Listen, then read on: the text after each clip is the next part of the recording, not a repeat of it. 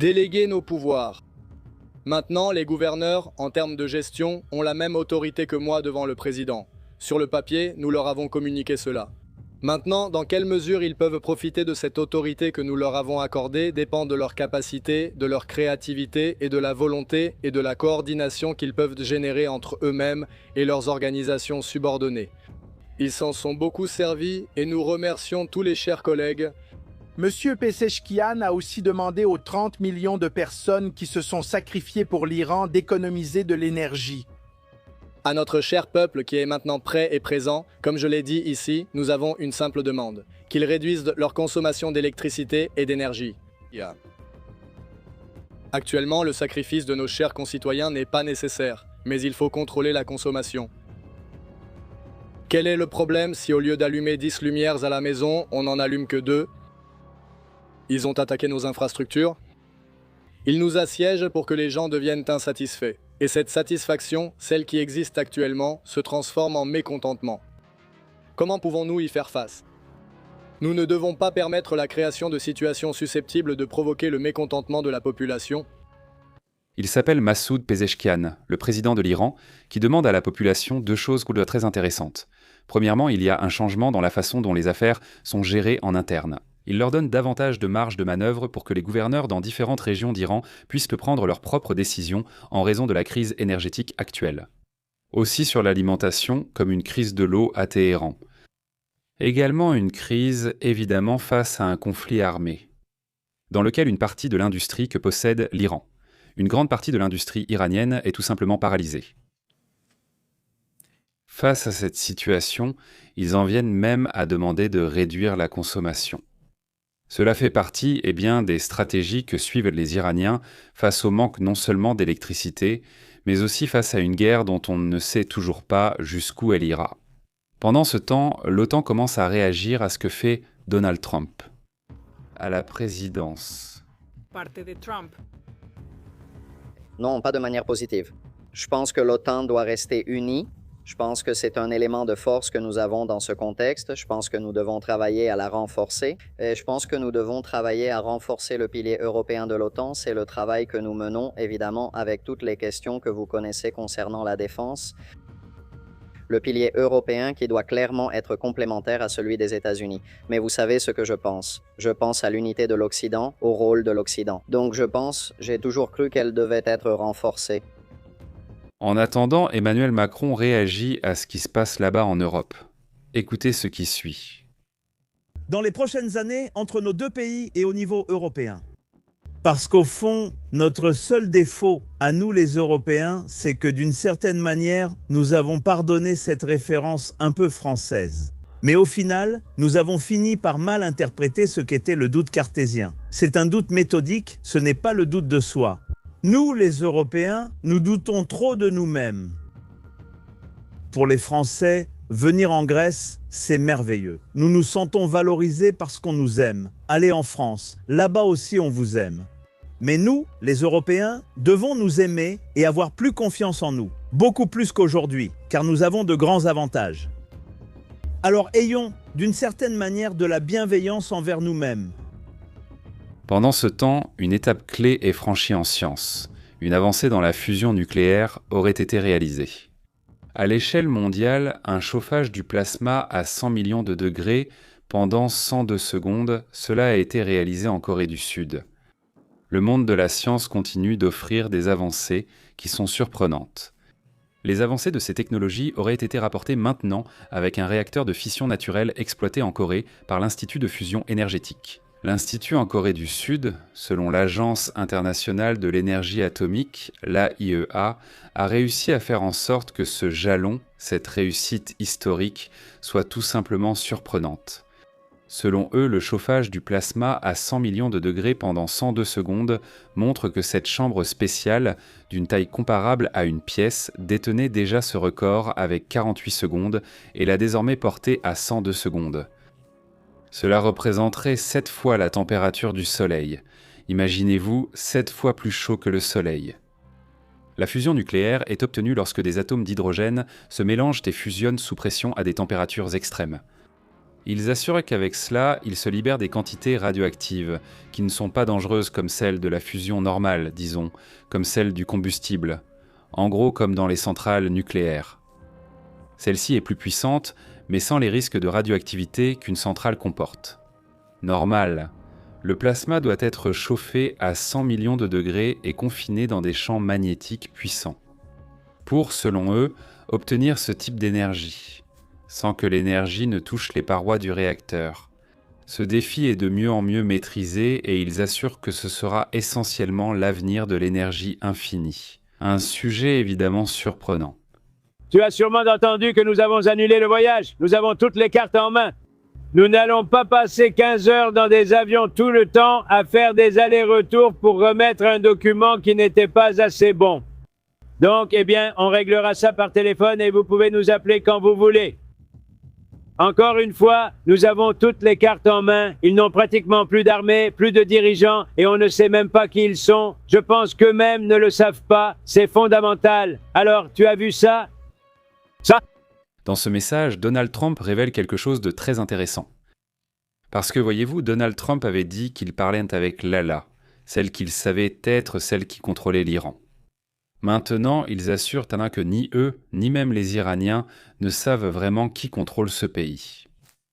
Il assure qu'il n'y a aucune raison d'envoyer un avion. C'est pourquoi ce vol vers le Pakistan a été annulé hier par Witkoff lui-même et aussi par Jared Kushner. Quoi ? Eh bien, face à cette négociation et cette annulation, Donald Trump dit que même les Iraniens ne savent pas s'ils veulent négocier. Ça n'a aucun sens d'aller jusque-là. S'ils ne peuvent pas envoyer la proposition ou la tentative d'accord par courrier ou par téléphone.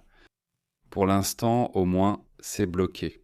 Il faudra donc voir plus tard, lors des prochaines transmissions, puisque les marchés asiatiques vont s'exprimer, comment le pétrole réagit à cette situation. C'est évidemment un point clé. Regardez, il y a une réaction à ce sujet. As-tu une réponse ? Non, c'est agréable. Sérieusement, très agréable. La Grèce a été très solidaire, en fait. La Grèce a été formidable. C'est un type formidable parce qu'il comprend l'importance de cela, tu sais ? Je déteste quand le pétrole augmente. Tu sais, c'est moi qui l'ai eu. Je l'ai baissé à $60 le baril quoi ? Eh bien, une partie de là. Ce qui se passe. Precios del petróleo. Bonjour, Marines et Marines. Je m'appelle Hon Kao. Depuis 60 heures, je suis le secrétaire par intérim de la Marine. Je veux prendre ce temps pour m'adresser à vous et vous dire que ma priorité avant tout est de prendre soin de vous. Nous répondrons à vos besoins et veillerons à ce que vous puissiez accomplir la mission. Deuxièmement, nous allons construire des navires. Nous avons besoin des plateformes nécessaires pour défendre ce pays et, enfin, défendre le territoire national. Notre mission n'a pas changé et nous allons continuer à la mener. Je ne suis jamais au-dessus de vous. Je ne suis jamais en dessous de vous. Je suis toujours à vos côtés. Semper Fi et Ouya. Ceci est le message de l'actuel secrétaire de la Marine. Cela fait partie des changements apportés par Donald Trump. Ils assurent que l'une des principales raisons est qu'il y avait un désaccord sur la façon de diriger l'avenir de la marine des États-Unis, Donald Trump souhaitant que plus de navires soient construits. Eh bien, il semble que le nouveau secrétaire intérimaire suive cette voie, et j'imagine qu'il souhaite rester en poste. En effet, il donne raison à Trump sur la nécessité de construire des navires. C'est une partie du message qu'il transmet. Évidemment, c'est aussi un message adressé aux marines, leur disant que nous sommes là à leur côté pour nous protéger, et tout cela ne fait pas partie du message officiel du secrétaire de la marine. D'autre part, le président Volodymyr Zelensky, président de l'Ukraine, affirme qu'à l'occasion du 40e anniversaire de la tragédie de Tchernobyl, il affirme que les attaques que Moscou mène actuellement dans cette zone pourraient non seulement provoquer une catastrophe atomique pour l'Europe et pour le monde. Évidemment, le président Volodymyr Zelensky a assuré que face à cette situation, il qualifie de terrorisme nucléaire le fait d'attaquer au-dessus des centrales ou de cette centrale nucléaire qui, à l'époque, a provoqué le célèbre accident de Tchernobyl. Il y a 40 ans, dit-on, le monde a été confronté à l'une des pires catastrophes nucléaires, l'explosion du 4e réacteur de la centrale de Tchernobyl, où une quantité significative de matière radioactive a été libérée dans l'environnement, selon les rapports. Eh bien, ce n'est pas seulement une situation à risque, mais même l'AIEA elle-même. Raphaël Grossi lui-même a lancé un message précisément face à cette situation, dans lequel il demande qu'il n'y ait pas d'attaque dans ces zones proches. vers donc cette centrale. Il demande même que l'on commence déjà à travailler. L'AIEA demande déjà officiellement une réparation complète de la centrale de Tchernobyl. Il faut rappeler que cette centrale a été percée par un missile, un drone qui serait tombé par là, par le toit, disons, non. Il s'agit de Raphaël Grossi, directeur général de cet organisme, qui demande déjà qu'on travaille à protéger, à fermer complètement le toit de cette structure de protection, pour ainsi dire. Nous pensons que les réparations devraient commencer dès que possible, et que laisser la situation telle qu'elle est actuellement est très problématique, assure-t-il. Selon les estimations, le coût des réparations s'élève à au moins 500 millions d'euros environ. C'est une situation non seulement coûteuse, mais qui demande aussi du temps. Il parle du coût de la réparation du confinement sécurisé de Tchernobyl. Ce n'est pas seulement un fardeau que l'Ukraine doit supporter, c'est une responsabilité collective que nous devons tous partager. C'est ce qu'aurait également dit le même commissaire, le commissaire européen à l'énergie, Dan Johersen. Eh bien, cela fait partie des réactions dans ce sens, mais passons aussi à d'autres sujets importants. Et si tu es en direct avec nous, je te remercie de mettre un like et de partager. C'est très important pour qu'on puisse être ici chaque jour à faire des reportages sur ce qui se passe dans le monde. Je reste aussi reconnaissant et attentif à vos retours. Abordons d'autres sujets et points importants. Pour l'instant, ça change. Il y a un tournant pendant que nous sommes en direct. Donald Trump révèle une nouvelle offre. Une nouvelle offre en Iran. Ils vont sûrement en parler en Iran. La puissance, disons, entre guillemets, militaire, qui avait promis qu'elle pouvait affronter directement les États-Unis, ne l'a pas fait comme on le pensait. Peut-être que cette formule qu'ils ont affirmé utiliser pour attaquer avec des missiles, qui bien sûr a un effet sur le Golfe. La stratégie, surtout celle du pétrole, est ce qui a vraiment fait de cette guerre une carte importante pour les Iraniens. Dans ce cas, et dans lequel Donald Trump ne s'attendait pas à une réaction aussi rapide de l'Iran pour attaquer dans le Golfe. En ce sens, eh bien, il était en poste, disons. Le échec, pour ainsi dire, consisterait à opérer constamment comme une sorte de guérilla d'usure. Selon eux, cela pourrait être soutenu pendant des mois, sans que cela ne s'arrête, provoquant un effet mondial sur les prix du pétrole. Mais ils assurent que dans ce nouveau jeu diplomatique, Donald Trump joue aussi le même jeu que les Iraniens. Dans le sens où il dit « Ah, très bien, alors moi aussi je bloque le détroit aux Iraniens, donc c'est un blocus contre un blocus. Et là, eh bien, dans ces blocus des deux côtés. » Cela aurait-il généré une nouvelle proposition ? Donald Trump affirme, selon le président des États-Unis, qu'après avoir annulé ce voyage pour les négociations au Pakistan, à Islamabad, l'Iran a alors réagi rapidement et présenté une nouvelle proposition, bien meilleure. Cela démontre, dit-il, que la pression fonctionne. Washington affirme qu'il n'est pas pressé. Trump assure qu'il ne ressent pas l'urgence de signer l'accord. C'est ce qu'il dit, n'est-ce pas ? Sa stratégie de pression maximale, dit-il, vise à épuiser l'économie et à affaiblir Téhéran sur le plan militaire. Mais d'un autre côté, Massoud Pezeshkian, le président iranien, a remis en question le sérieux et affirme que les propositions de Washington ne sont que de la rhétorique et ne seront pas tenues. Il y a une méfiance totale de leur part. Je pense aussi que, des deux côtés, on ne se fait pas confiance, et que le Pakistan se retrouve maintenant au milieu de cette diplomatie, jouant une sorte de médiateur étrange dans cette situation. Abbas Saraghachi est déjà revenu depuis hier. Il était d'abord à Islamabad, puis il a fait plusieurs voyages, y compris en Russie. Maintenant, ils assurent qu'il va se rendre à Islamabad, au Pakistan, et c'est là qu'est présentée la nouvelle proposition dont parle maintenant Donald Trump. Elle est entre ses mains. La garde révolutionnaire affirme également avoir localisé et neutralisé des missiles américains non explosés à l'intérieur de l'Iran. Cela alimente également l'idée qu'il se prépare à des résistances militaires plus larges. Le Premier ministre Benyamin Netanyahou. D'autre part, le président ou le Premier ministre d'Israël affirme ce qui suit. Le Hezbollah a rompu le cessez-le-feu et menace d'entraîner une riposte israélienne dans le sud du Liban, avec force. Le Liban est une nation qui se trouve maintenant entre le marteau et l'enclume. D'un côté, Israël qui veut avancer par le sud contre le Hezbollah, mais de l'autre côté, le Hezbollah, en interne, crée aussi des problèmes historiques au Liban. Une grande partie de la population n'est pas chiite ni favorable au Hezbollah, tandis qu'une autre, surtout au sud, le soutient. C'est donc un sujet qui dure depuis des décennies. Le problème, c'est qu'il n'a cessé de croître. D'un autre côté, la question qui subsiste est de savoir de quelles négociations nous parlons. Tout d'abord, quels sont les points d'accord, et si cela est respecté, cela se fait sur la base du cadre que les deux parties auraient proposé, dans lequel il est en question du détroit d'Ormuz, il est en question du dossier nucléaire, il est en question des missiles balistiques, il en est en question. Eh bien, parmi ces trois axes, qui sont les fondamentaux, n'est-ce pas? Mais d'un autre côté, l'axe iranien, c'est la libération d'environ 20 milliards de dollars que les États-Unis ont bloqués, qui appartiennent aux Iraniens. Il y a aussi la question de l'uranium enrichi, qu'ils disent ne pas vouloir céder, mais ils proposent de le dégrader dans les prochaines années, sans vraiment expliquer qui le ferait. Ce serait celui qui coordonnerait l'observation de manière indépendante, afin que l'on sache vraiment qu'ils sont en train de réduire le niveau d'enrichissement de cet uranium. L'autre aspect, c'est qu'il y a une méfiance des deux côtés, totale du moins pour l'instant, et cela fait aussi partie du problème.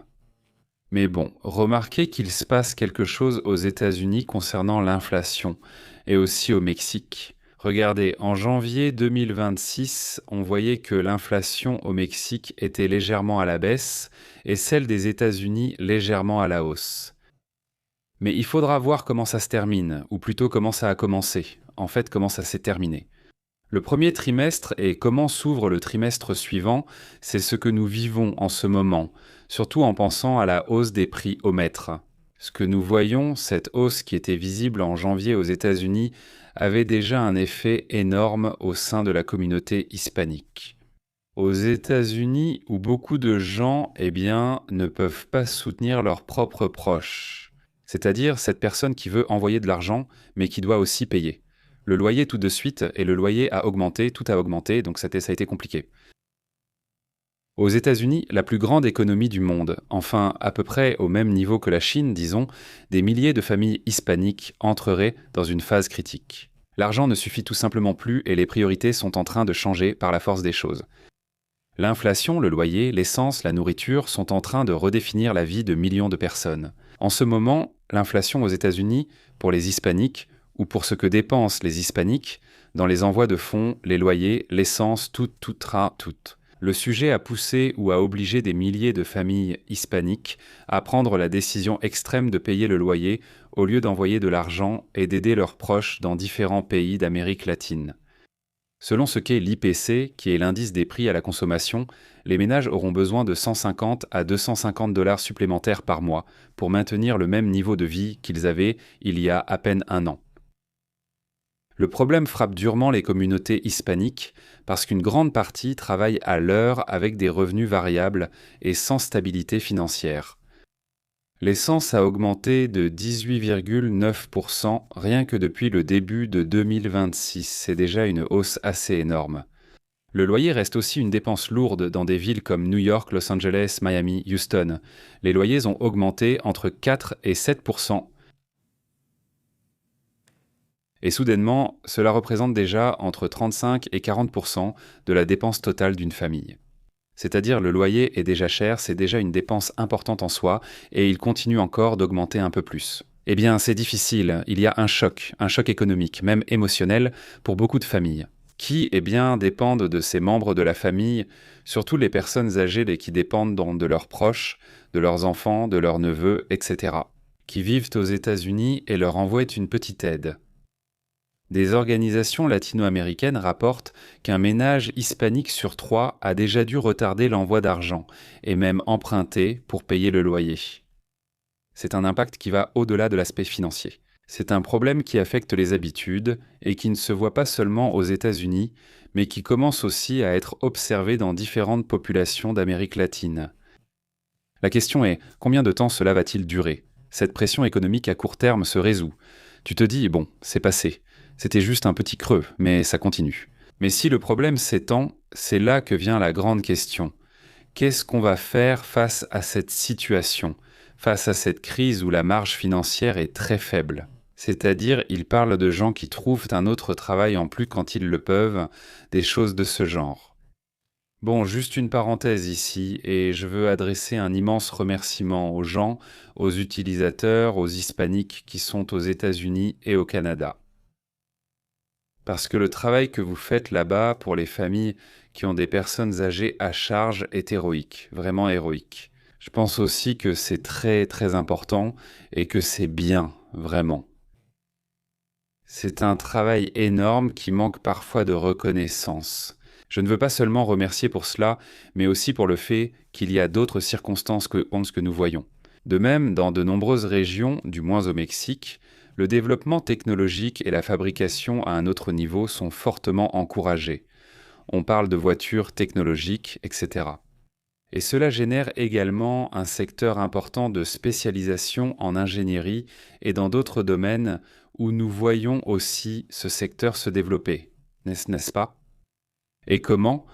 Eh bien, cela commence déjà à devenir un facteur que nous allons voir croître énormément, dans lequel la quantité de personnes qui envoient de l'argent va diminuer, mais en même temps, le nombre de personnes qui sont spécialistes, qui se spécialisent dans différents domaines de la technologie et du développement, augmente également. Et je pense qu'il y a là un sujet, un changement générationnel dans ce sens, mais bon, cela va se voir petit à petit. Je veux aussi remercier énormément la communauté qui nous envoie un super chat, une adhésion, qui nous soutient et qui sait que ce que nous faisons ici, eh bien, ce n'est pas fondamentalement la seule chose que nous faisons. Nous nous consacrons totalement à cela, mais pour cela, évidemment, nous avons besoin que vous nous aidiez. Eh bien maintenant, laissez un j'aime, partagez, et si vous pouvez nous aider à un super chat, une adhésion, c'est vraiment très apprécié. Toute cette communauté, principalement des hispaniques qui vivent aux États-Unis, ce sont eux qui nous soutiennent. C'est la réalité, non? Mais il y a aussi ceux qui nous soutiennent ici au Mexique, en Espagne et dans d'autres endroits. Merci beaucoup pour cela. Passons à d'autres sujets dans un instant. Nous sommes là, attentifs à vos commentaires et vous tiendrons au courant toute la journée de la situation internationale. Donc, eh bien, je suis reconnaissant pour les commentaires, reconnaissant envers toute la communauté. On se retrouve dans un instant et souvenez-vous que ce soir, on s'étend, n'est-ce pas? On s'étend déjà. Je ne vais pas m'arrêter ici maintenant sur les commentaires. Je suis attentif et je vous lis, mais ce soir, on discutera longuement, n'est-ce pas? Merci pour tout et bon. On se revoit dans un moment. À bientôt.